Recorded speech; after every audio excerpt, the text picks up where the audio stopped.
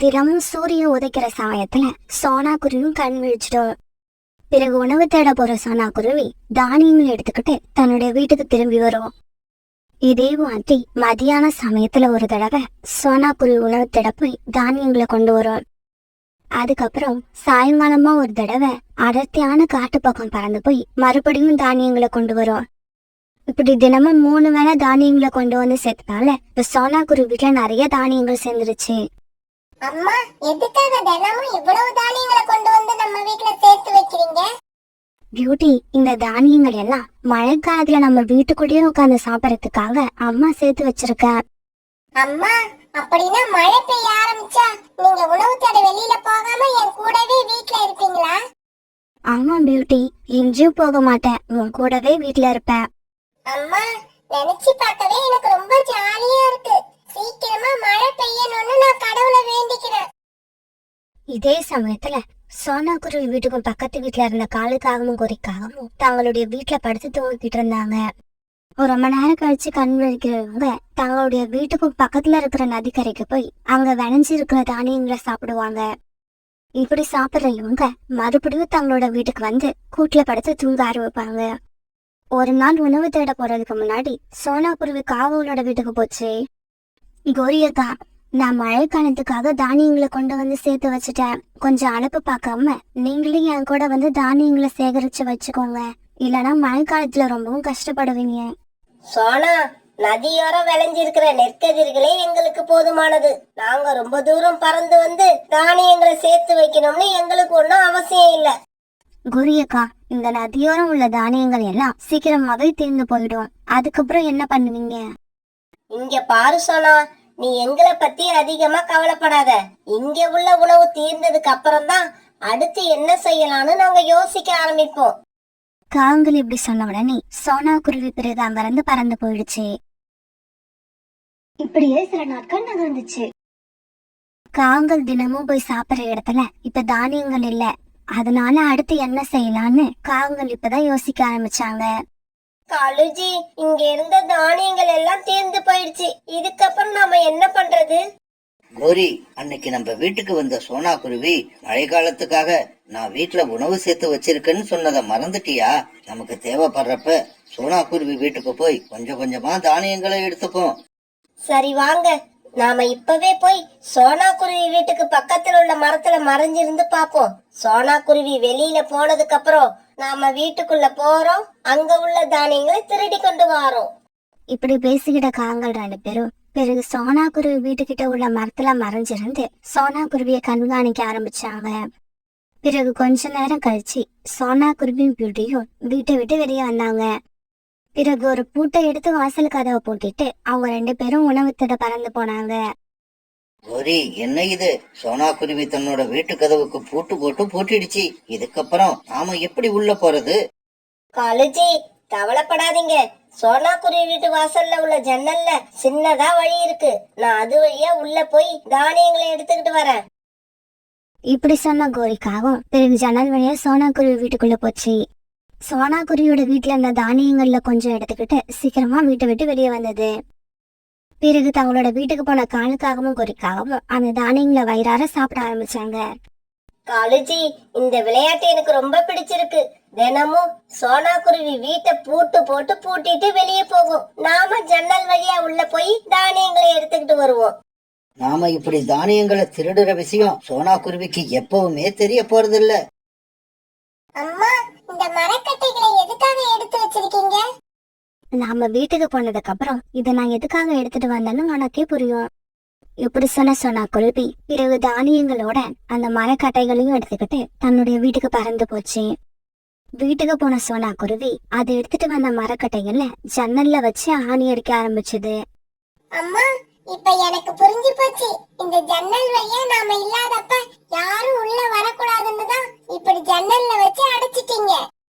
ஆமா பியூட்டி, திருட நினைச்சவங்களுக்கு ஒரு சின்ன வழி இருந்தாலும் போதும், அது வழியா உள்ள வந்துருவாங்க. பிறகு மறுநாள் சோனா குருவி எப்போதும் போல வாசல் கதவை போட்டுட்டு உணவு தேட பறந்து போச்சு. பிறகு தானியங்களை திருட சோனா குருவி வீட்டுக்கு வந்த காலுக்காகவும் கோரிக்காகவும் ஜன்னல்ல இப்படி மரக்கட்டைகள் இருக்கிறத பார்த்துட்டு மூட் அவுட் ஆயிட்டாங்க. காலுஜி, நாம புத்திசாலித்தனமா ஒரு ஐடியா பண்ணனா இந்த சோனா குருவி நம்மளை விட புத்திசாலித்தனமா வேற ஒரு ஐடியா பண்ணிடுது. இப்ப பாருங்க, இந்த ஜன்னல் வழியா கூட நான் உள்ள போக முடியாது. நீ கவலைப்படாத கோரி, நான் சோனா குருவியை விட புத்திசாலின்னு இதோ இப்பவே நிரூபிக்கிறேன். இப்படி சொன்ன காலுக்காகவும் அந்த காட்டுல மரவேல பாக்குற ஜம்ஜம் பறவை கிட்ட போச்சு. ஜம்ஜம், எங்க வீட்டு கூரை மேல சின்னதா ஒரு ஓட்டை போடணும். அவ்வளவுதானே, இதோ இப்பவே நான் வந்து அந்த வேலையை முடிச்சு கொடுக்கறேன். இப்படி சொன்ன ஜம்ஜம் பறவை பிறகு காலுக்காகவும் கூட அதோட வீட்டுக்கு போச்சு. இந்த வீடு எங்க வீடுதான். இந்த கூரையில தான் நாங்க சொல்ற மாதிரி நீங்க ஒரு ஓட்டை போடணும். ஆமா, இந்த வீடு உங்க சொந்த வீடுன்னு சொல்றீங்க, அப்புறம் எதுக்காக நல்லா இருக்கிற இந்த கூரை மேல ஓட்டா போட சொல்றீங்க? அது வேற ஒண்ணும் இல்ல, கதவை சாத்திட்டா வீட்டுக்குள்ள இருட்டா இருக்கு, வெளிச்சம் வர்றதுக்காக தான் நாங்க கூரை மேல ஓட்ட போட சொல்றோம். பிறகு கொஞ்ச நேரத்துல ஜம்ஜம் பறவை அந்த கூரை மேல காங்கள் சொன்ன மாதிரி ஓட்ட போட்டுடுச்சு. இப்படி ஓட்ட போட்டு முடிச்ச பிறகு ஜம்ஜம் பறவை அங்கிருந்து பறந்து போயிடுச்சு. பிறகு அந்த ஓட்ட வழியா கோரிக்காவும் வீட்டுக்குள்ள போச்சு. இப்படி போன கோரிக்காவும் தானியங்களை எடுத்துக்கிட்டு அந்த ஓட்ட வழியா வெளியில வந்துருச்சு. கோரிக்காவும் இப்படி வெளியில வந்த உடனே காலுக்காவும் அந்த ஓட்டைய மறுபடியும் மூடிடுச்சு. பிறகு கால்கள் 2 பேரும் அவங்களோட வீட்டுக்கு தானியங்களை எடுத்துட்டு பறந்து போனாங்க. இதுக்கப்புறம் அந்த நாட்கள்ல தினமும் சோனா குருவி உணவு தேட வெளியே போன உடனே காங்கள் 2 பேரும் அந்த ஓட்ட வழியா உள்ள போய் தானியங்களை திருடிட்டு வர ஆரம்பிச்சாங்க. இப்படியே சில நாட்கள் நகர்ந்துச்சு. பியூட்டி, எனக்கு என்னமோ நம்ம வீட்டுல வச்சிருக்க தானியங்கள் குறையிற மாதிரி இருக்கு. யாரோ நமக்கு தெரியாம வீட்டுக்குள்ள வந்து தானியங்களை எடுத்துட்டு போறாங்க. அம்மா, வாசல் கதவை பூட்டு போட்டு பூட்டிடுறோம். ஜன்னல் வழியே யாரும் உள்ள வர முடியாதபடியும் அடைச்சிட்டோம். இப்படி இருக்கிறப்ப நம்ம வீட்டுக்குள்ள யாரால வர முடியும்? நீ சொல்றது உண்மைதான், இருந்தாலும் நம்ம இதுக்கப்புறம் ஜாக்கிரதையா இருக்கணும். இப்படி சொன்ன சோனா குருவி மறுநாள் வீட்டை வெளிப்பக்கமா எப்போதும் போல போட்டிட்டு பக்கத்துல இருந்த ஒரு மரத்துக்கு பின்னால மறைஞ்சிருந்து வீட்டை கண்காணிக்க ஆரம்பிச்சது. கொஞ்ச நேரத்துக்கு அப்புறம் வழக்கம் போல காங்கள் 2 பேரும் சோனா குருவியோட வீட்டுக்கு வந்தாங்க. கூரையில இருந்த மூடியை நகர்த்தி வச்சுட்டு கோரிக்காவை வீட்டுக்குள்ள போச்சு. இந்த காங்கள் ரொம்பவே புத்திசாலித்தனமா இருக்காங்க. ஆனா நான் இவங்களை விட புத்திசாலி. இந்த காங்களுக்கு நான் வைத்தியம் பார்க்க வேண்டிய நேரம் வந்துருச்சு. அம்மா, இந்த காகங்களுக்கு நீங்க வைத்தியம் பார்க்க போறீங்களா? என்ன வைத்தியம் அது? பியூட்டி, அதுதான் கரண்டி வைத்தியம். நான் இந்த காங்களுக்கு கரண்டி வைத்தியம் செஞ்சேன்னா அதுக்கப்புறம் அவங்க தப்பே பண்ண மாட்டாங்க. அம்மா அம்மா, கரண்டி வைத்தியம்னா கொஞ்சம் என்னன்னு சொல்லுங்கம்மா. பியூட்டி, கரண்டி வைத்தியத்தை பத்தி நான் இப்ப சொல்றதை விட நாளைக்கு நீயே நேர்ல பார்த்தாதான் நல்லா இருக்கும். இப்படி சொன்ன சோனா குருவி பிறகு பியூட்டிய கூப்பிட்டுக்கிட்டு தன்னுடைய அம்மா வீட்டுக்கு போச்சு. பிறகு அவங்க கிட்ட நடந்த விஷயத்த சொல்லி அவங்களையும் தன்னோட வீட்டுக்கு அழைச்சிட்டு வந்துச்சு. அம்மா, நான் சொன்னதெல்லாம் ஞாபகம் இருக்குல்ல? சோனா இப்படி சொன்ன உடனே அவங்க அம்மா வெளிக்கதவை பூட்டிட்டு பக்கத்துல இருந்த மரத்துக்கு பின்னால ஒளிஞ்சுக்கிட்டாங்க. சோனா கிச்சனுக்கு போய் அடுப்பை பத்த வச்சு ஒரு கரண்டியோட அடிப்பகுதியை நெருப்புல சுட வச்சது. கரண்டியோட அடிப்பகுதி நல்லா சூடு ஏறி நெருப்பு மாதிரியே ஜொலிக்க ஆரம்பிச்சது. பிறகு சோனா குருவியும் பியூட்டியும் அவங்க வீட்டுல இருந்த பானைகளுக்கு பின்னால மறைஞ்சு நின்னுகிட்டாங்க. பிறகு கொஞ்ச நேரத்துல வழக்கம் போல காலுக்காகவும் கோரிக்காகவும் சோனா குருவி வீட்டு கூரை மேல வந்து உட்கார்ந்தாங்க. காலுக்காகவும் கூரையில இருந்த மூடியை எடுத்த உடனே அங்கிருந்த ஓட்ட வழியா கோரிக்காவும் சோனா குருவி வீட்டுக்குள்ள போச்சு. ரொம்ப பசியில இருந்த கோரிக்காகவும் சோனா குருவி வீட்டுக்குள்ள போன உடனே தானியங்களை எடுத்துக்கிட்டு வெளியே வராம அங்கேயே கொஞ்சம் தானியங்களை சாப்பிட ஆரம்பிச்சது. இந்த சமயத்துல சோனா குருவியும் பியூட்டியும் மறைஞ்சிருந்த இடத்தை விட்டு வெளியே வந்தாங்க. இப்படி வந்த உடனே சோனா குருவி தான் கையில இருந்த கரண்டியோட அடிப்பகுதிய கோரிக்காகத்தோட வால் பகுதியில வச்சது. அவ்வளவுதான், கோரிக்காகத்தோட வால் பகுதி தீப்பிடிச்சிருச்சு. ஐயோ, எரியுது எரியுது, காலுஜி என்னோட வால் எரியுது. கோரி இப்படி கத்துறத பார்த்த பியூட்டி தன்னோட வயிறு வலிக்கு சிரிக்க ஆரம்பிச்சது. கோரியக்கா, அடுத்தவங்க உணவை திருடி சாப்பிட்டா வால் மட்டும் எரியாது, இன்னும் கொஞ்ச நேரத்துல உன்னோட உடம்பு பூரா எரிய போகுது.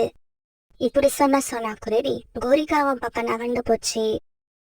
அதை பார்த்த கோரிக்காவும் உடனே அங்கிருந்து தப்பிச்சு வெளியில பறந்து போச்சு. எரியுது எரியுது, என்னால தாங்க முடியல. காலுஜி என்ன காப்பாத்துங்க, காலுஜி என்ன காப்பாத்துங்க. கோரிக்காகத்தோட நிலைமைய பார்த்த காலுக்காகவும் கோரிக்காக பின்னால பறந்து போச்சு. அம்மா இதுக்கப்புறம் இந்த காகங்கள் நம்ம வீட்டுக்கு திருட வரமாட்டாங்க தானே? அந்த காங்கன் மறுபடியும் நம்ம வீட்டுல திருட வரணும்னு நினைச்சாலும் நம்ம செஞ்ச கரண்டி வைத்தியம் அவங்கள இந்த பக்கம் வர விடாது. சோனா குருவி இப்படி சொன்னதை கேட்ட பியூட்டி சந்தோஷமா சிரிச்சது. ஒரு நாள் சாயங்காலம் காலுக்காக வேலையில இருந்து திரும்பி வீட்டுக்கு வந்தது. கோரி, ஜக்கு எங்க போயிருக்கான்? வந்ததும் வராதுமா எதுக்கு ஜக்குவை பத்தி கேக்குறீங்க? அவனுக்கு சின்ன வயசு தானே, எங்கேயாவது விளையாட போயிருப்பான். கோரி, எல்லாத்துக்கும் ஒரு அளவு இருக்கு. என்னதான் விளையாண்டாலும் இருட்டுறதுக்கு முன்னாடி வீடு வந்து சேரணும். இதையெல்லாம் அம்மா தான் குழந்தைக்கு சொல்லி கொடுக்கணும். என்ன பண்றது, நம்ம வீட்டுல உனக்கே நான் சொல்லி கொடுக்க வேண்டியதா இருக்கு. காலேஜி ரொம்ப ஓவரா பேசாதீங்க. நீங்களும் சின்ன வயசுல ஜக்குவ மாதிரி தான் சொன்ன பேச்சு கேட்காம ஊர் சுத்திக்கிட்டே இருப்பீங்க போல இருக்கு. அதான் உங்க பையனும் உங்கள மாதிரியே இருக்கான். கோரிக்காக எப்பவுமே இப்படிதான். தான் பையன் ஜக்குவை நல்ல வழியில வளர்க்கணும்னு எப்பவுமே ஆசைப்படாது. என்னைக்காவது காலுக்காக ஜக்குவுக்கு புத்தி சொல்ல நினைச்சாலும் அதையும் சொல்ல விடாது. இவங்க வீட்டுக்கு பக்கத்துலதான் சோனா குருவியும் சோனா குருவியோட பையன் குக்குவும் வாழ்ந்து வந்தாங்க. குக்குவுக்கு சோனா குருவி சின்ன வயசுல இருந்தே நல்லதுக்கும் கெட்டதுக்கும் உள்ள வித்தியாசங்களை சொல்லி வளர்த்ததால குக்கு ரொம்பவும் புத்திசாலியா இருந்தான். ஒரு நாள் குக்கு உணவு தேட வீட்டை விட்டு வெளியில பறந்து போனான். குக்கு, ஒரு நிமிஷம் இங்க வா. ஜக்கு இப்படி கூப்பிட்ட உடனே குக்கு அவங்க கிட்ட போய் உட்கார்ந்தான். என்ன ஜக்கு, என்ன விஷயம் சொல்லு. குக்கு, நாம 3 பேரும் சேர்ந்து விளையாடுவோம் வா. இல்ல ஜக்கு, இது விளையாடுறதுக்கான நேரம் இல்ல. நான் உணவு தேட போகணும். நாங்க கூட தான் உணவு தேட போகணும். கொஞ்ச நேரம் விளையாண்டுட்டு அப்புறமா போகலாம். இல்ல, உணவு தேடுற நேரத்துல இந்த மாதிரி விளையாடுற பறவைகள் நல்ல பறவைகள் இல்லன்னு எங்க அம்மா சொல்லியிருக்காங்க. அப்ப நீ மட்டும் நல்லவன், நாங்க எல்லாம் கெட்டவங்களா? இங்க பாரு குக்கு, இனிமே நீ ஒரு நிமிஷம் கூட இங்க உட்கார கூடாது. ஓடு இங்க இருந்து. பிறகு குக்கு எதுவும் பேசாம அந்த இடத்த விட்டு பறந்து போனான். ஜக்கு, குக்கு நம்ம 2 பேரையும் ரொம்பவும் அவமானப்படுத்திட்டான். நாம அவனை ஏதாவது செஞ்சாகணும். கவலைப்படாத நண்பா, எங்க அம்மா கிட்ட நான் இந்த விஷயத்த சொன்னா என்ன செய்யணுமோ அதை எங்க அம்மாவே செஞ்சிருவாங்க. ஜக்கு, நேத்து நாம அருவிக்கு போய் குளிச்சுக்கிட்டு இருந்தத பார்த்த ரீட்டா ஆண்டி எங்க அம்மா கிட்ட வந்து சொல்லிட்டாங்க, இனிமே பெரியவங்க இல்லாம அருவி பக்கம் போவியான்னு சொல்லி. எங்க அம்மா நேத்து என்ன அடி அடின்னு அடிச்சிட்டாங்க. அட பாவமே, ரீட்டா ஆண்டியா இப்படி பண்ணுனாங்க. இப்ப அவங்கள என்ன செய்யலாம்? ரீட்டா ஆண்டிய நம்மளால ஒன்னும் பண்ண முடியாது. ரீட்டா ஆண்டி இல்லாதப்ப அவங்க கூட்ட உடைச்சு கீழே தள்ளணும். அதுதான் என் ஆசை. வா, இப்பவே கிளம்புவோம். அநேகமா ரீட்டா ஆண்டி இந்நேரம் உணவு தேட கிளம்பிருப்பாங்க. இப்படி பேசிக்கிட்ட ஜக்குவும் ஆந்தையும் பிறகு ரீட்டாவோட கூட்டு நோக்கி பறந்து போனாங்க. இவங்க ரீட்டாவோட கூட்டுக்கிட்ட போனப்ப ரீட்டா அங்க இல்லாததால ரீட்டாவோட கூட்ட நாசம் பண்ண ஆரம்பிச்சாங்க. அந்த சமயத்துல உணவு தேடி எடுத்துக்கிட்டு வீட்டுக்கு திரும்பி வந்த குக்கு ஜக்குவும் ஆந்தையும் இப்படி செய்யறத பார்த்துட்டு அங்க வந்து உக்காந்தான். நிறுத்துங்க, ஏன் இப்படி ரீட்டா ஆண்டி கூட்ட உடைக்கிறீங்க? ஒரு கூடு கட்டுறது எவ்வளவு கஷ்டம்னு உங்களுக்கு தெரியுமா? இங்க பாரு குக்கு, நாங்க என்ன வேணாலும் பண்ணுவோம். அதை கேட்க நீ யாரு? இங்க பாரு குக்கு, இந்த மாதிரி செஞ்சது நாங்க தானே நீ ரீட்டா ஆண்டி கிட்ட சொல்லவே கூடாது. தப்பி தவறி சொன்ன, அதுக்காக ரொம்ப கஷ்டத்தை அனுபவிப்ப. இப்படி சொன்ன ஜக்குவும் ஆந்தையும் அங்க இருந்து பறந்து போயிட்டாங்க. அவங்க போய் கொஞ்ச நேரம் கழிச்சு ரீட்டாவும் அங்க வந்துச்சு. தன்னோட கூட இருந்த நிலைமைய பார்த்துட்டு ரீட்டா அழ ஆரம்பிச்சது. குக்கு, நீ எவ்வளவு நேரமா இங்க இருக்க? என்னோட கூட்ட இந்த மாதிரி செஞ்சது யாரு? ரீட்டா ஆண்டி, ஜக்குவோட ஃப்ரெண்ட் ஆந்தையும் 2 பேரும் தான் உங்களோட கூட்ட இந்த மாதிரி உடைச்சு போட்டவங்க. அப்படியா?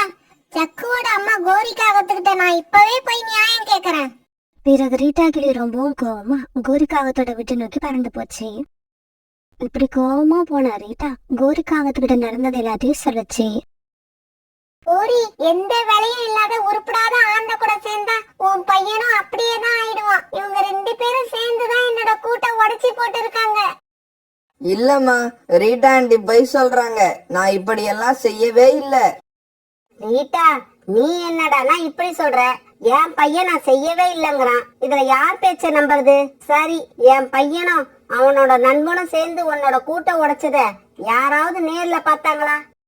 ஆமா, சோனா குருவியோட பையன் குக்கு இதெல்லாம் நேர்ல பார்த்துட்டு தான் என்கிட்ட சொன்னான். ஓஹோ, குக்கு சொன்னா அது உண்மையாயிடுமா? ஏன், அவன் பொய் சொல்ல மாட்டானா?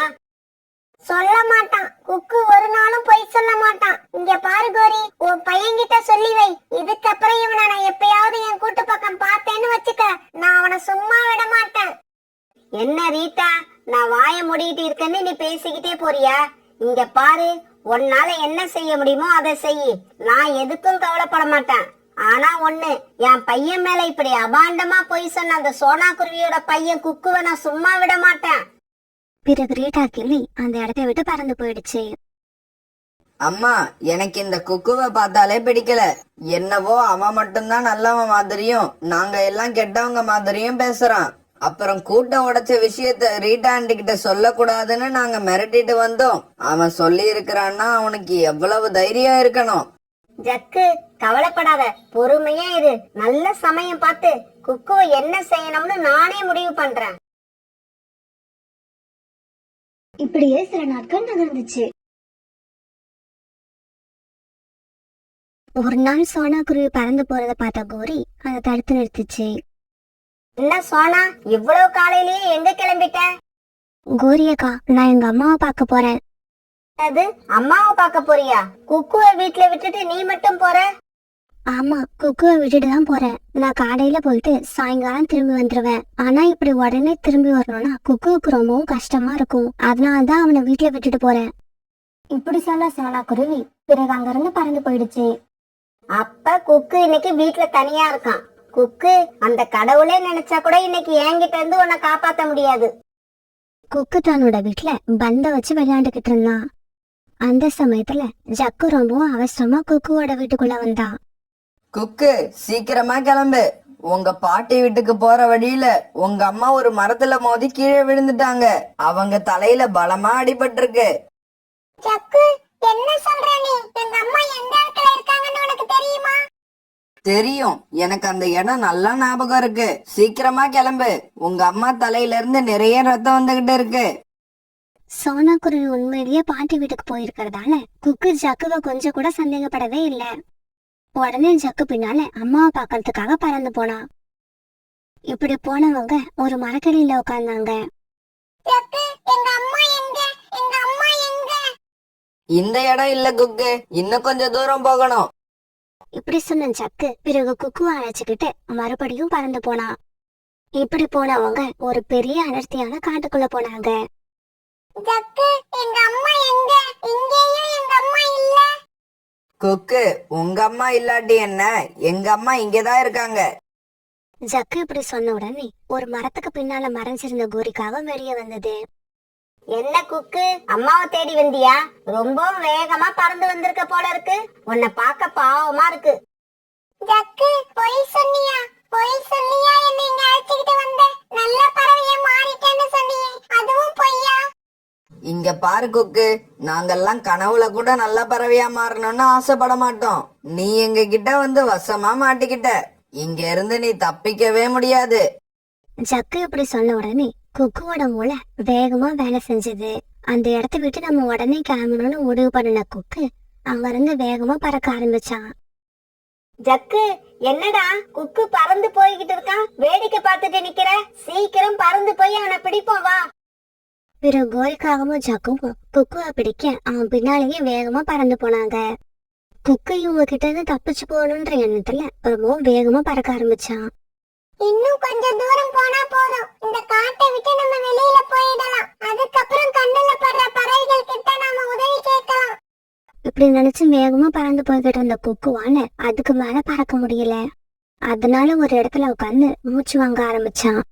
இதுக்கு மேல நம்மளால பறக்க முடியாது. இங்கேயே உட்கார்ந்து இருந்தா கோரி ஆண்டி எப்படியும் நம்மள வந்து பிடிச்சிருவாங்க.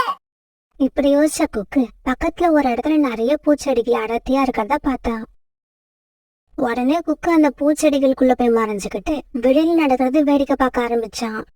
அம்மா, குக்கு எங்க போனா? திடீர்னு மறைஞ்சு போயிட்டான். ஜக்கு, இது வரைக்கும் குக்கு பறந்து வந்ததை நான் பார்த்தேன். அவன் இங்கதான் எங்கேயாவது ஒளிஞ்சிருக்கணும், நல்லா தேடி பாரு. கோரிக்காக இப்படி சொன்ன உடனே ஜக்கு சுத்தியும் முத்தியும் பார்த்தான். குக்கு, நீ ஒளிஞ்சிருக்க இடத்த கண்டுபிடிச்சிட்டேன். இனிமே நீ தப்பிக்க முடியாது. இதோ வந்துட்டேன் குக்கு, இப்பவே வந்துட்டேன். பூச்செடிகளுக்குள்ள மறைஞ்சிருந்த குக்கு ஜக்குவோட இந்த பேச்சு கேட்டதும் ரொம்பவும் பயந்து போயிட்டான். உடனே மெதுவா எட்டி பார்த்தான். ஆனா ஜக்கு பக்கத்துல இருந்த மரத்துல ஒரு பொந்த பார்த்து இப்படி பேசிக்கிட்டு இருந்தான். இப்படி சொன்ன ஜக்கு அந்த பொந்துக்குள்ள போனான். குக்கு, மரியாதையா வெளியில வந்துரு. ஜக்கு இப்படி சத்தம் போடவே அந்த பொந்துக்குள்ள தூங்கிட்டு இருந்த பாம்பு ஒண்ணு கோபத்தோட வந்து ஜக்குவை கடிச்சிருச்சு. இப்படி பாம்பு கிட்ட கடிப்பட்ட ஜக்கு மரத்துல இருந்து கீழே விழுந்து கதறி துடிச்சான். அம்மா, பாம்பு கடிச்சிருச்சு, என்ன பாம்பு கடிச்சிருச்சு, எப்படியாவது என்ன காப்பாத்துங்க. பதற்றத்துல என்ன பண்றதுன்னு தெரியாத கோரிக்காகவும் அழ ஆரம்பிச்சது. ஐயோ, இப்ப நான் என்ன பண்ணுவேன்? என்னோட பையனை பாம்பு கடிச்சிடுச்சு. இந்த இடத்துல எனக்கு உதவி செய்ய கூட யாருமே இல்ல. குக்கு ஆபத்துல மாட்டணும்னு நினைச்சு இங்க வந்தேன். ஆனா இப்ப என்னோட பையனே ஆபத்துல மாட்டிட்டான். யாராவது காப்பாத்துங்க, யாராவது காப்பாத்துங்க. பிறகு நடந்ததை புரிஞ்சுக்கிட்ட குக்கு வெளியில வந்து கோரிக்காகத்துக்கிட்ட இப்படி பேச ஆரம்பிச்சான். கோரி ஆண்டி, இப்படி அழுதுகிட்டு இருந்தா புண்ணியம் இல்ல. சீக்கிரமா ஜக்குவுக்கு வைத்தியம் பார்த்தாகணும். குக்கு, இங்க இருந்து ஹாஸ்பிடல் ரொம்ப தூரம் இருக்கு. அங்க தூக்கிட்டு போற வரைக்கும் என் பையன் உயிரோடு இருக்க மாட்டான். கோரி ஆண்டி, இங்க பக்கத்துல ஒரு நாட்டு வைத்தியர் இருக்காரு. எனக்கு அவரை தெரியும். நீங்க ஜக்குவை தூக்கிக்கிட்டு என் பின்னாலேயே பறந்து வாங்க. இப்படி சொன்ன குக்கு முன்னால பறந்து போக கோரிக்காகம் ஜக்குவை தூக்கிட்டு பின்னாடியே பறந்து போச்சு. பிறகு அந்த வைத்தியர் பச்சிலை மூலிகையில படைச்சிட்டு வந்து கசக்கி ஜக்குவோட வாயில 4 சொட்டு விட்டாரு. இங்க பாருங்க, இன்னும் 2 மணி நேரம் உங்க பையன் நல்லா தூங்குவான். அதுக்கப்புறம் தான் நீங்க அவனை அழைச்சுக்கிட்டு போகணும். அது வரைக்கும் எல்லாரும் இங்கேயே வெயிட் பண்ணுங்க. வைத்தியர் சொன்னதை கேட்ட கோரிக்காகத்துக்கு அப்பதான் உயிரே வந்தது. குக்கு, என்ன மன்னிச்சிடு.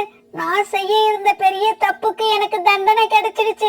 இனி என்னோட வாழ்நாள்ல அடுத்தவங்களுக்கு கெடுதல் செய்யணும்னு நினைக்கவே மாட்டேன். கோரிக்காக இப்படி மனசு மாறினதை நினைச்சு குக்குவும் சந்தோஷப்பட்டான். குக்கு, நீ இங்கேயே இரு. இதோ இப்ப நான் உடனே வந்துடுறேன். ஆண்டி, என்ன தனியா விட்டுட்டு நீங்க எங்க போறீங்க? இல்ல குக்கு, இப்ப உங்க அம்மா பாட்டி வீட்ல இருந்து திரும்பி வர்ற நேரம். சோனா குருவி கிட்ட எல்லா உண்மையும் சொல்லி மன்னிப்பு கேட்டு சோனாவையும் இங்க அழைச்சுக்கிட்டு வரேன். இப்படி சொன்ன கோரிக்காகும் பிறகு அழுதுகிட்டே சோனா குருவி அம்மா வீட்டு நோக்கி பறந்து போச்சு.